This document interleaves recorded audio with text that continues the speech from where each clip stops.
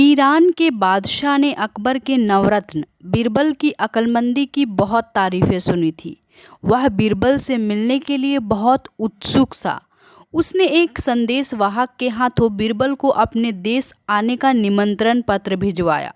बीरबल ने वह निमंत्रण स्वीकार कर लिया और कुछ दिनों बाद ईरान के लिए रवाना हो गया। जब वह ईरान पहुंचा तो सीधे शहंशाह से मिलने उनके दरबार गया, लेकिन जैसे ही उसने दरबार में प्रवेश किया वह हैरान रह गया, क्योंकि वहाँ एक नहीं बल्कि 3 शहंशाह बैठे हुए थे। 3 नहीं बल्कि 6 शहंशाह बैठे हुए थे। सबकी शक्ल बिल्कुल एक जैसी थी। सबने एक जैसे राजसी कपड़े पहने हुए थे। वह समझ गया कि ईरान के शहंशाह उसकी परीक्षा लेना चाहते हैं। असली शहंशाह को पहचानने की एक बड़ी चुनौती बीरबल के सामने थी। उसने 6 शहंशाहों को ध्यान से देखा, फिर आगे बढ़ा और एक शहंशाह के सामने जाकर झुककर सलाम किया। वह असली शहंशाह था। उसे अंदाज़ा नहीं था कि इतने हमशक्लों के बीच भी बीरबल उसे पहचान लेगा। उसने बीरबल से पूछा, बीरबल, तुम्हारी अक्लमंदी के बारे में जैसा सुना था वैसा ही हमने पाया।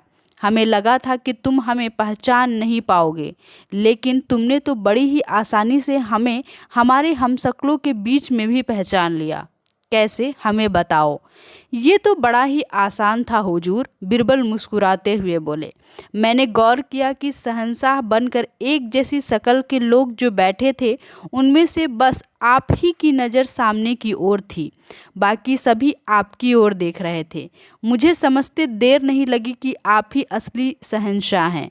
आम इंसान को चाहे राजसी कपड़ों में क्यों न पहना दिया जाए, संभल पाने वह अपने राजा की ओर ही देखता है। वह सामने कभी निडरता से नहीं देख सकता है। वह अपने राजा के सामने सर झुकाकर ही खड़ा रहता है। वही यहाँ हो रहा था। बीरबल का उत्तर सुन ईरान का शहंशाह बहुत खुश हुआ और उसने बीरबल को ढेर सारे उपहार दी। इस तरह ईरान के बादशाह भी बीरबल की समझदारी और अक्लमंदी से बहुत ज़्यादा प्रभावित हुए। तो मित्रों, इस कहानी से हमें यह देखने को मिला कि बीरबल ने किस तरह से अपनी अक्लमंदी और होशियारी का इस्तेमाल करते हुए राजा को अपनी ओर आकर्षित कर लिया। धन्यवाद।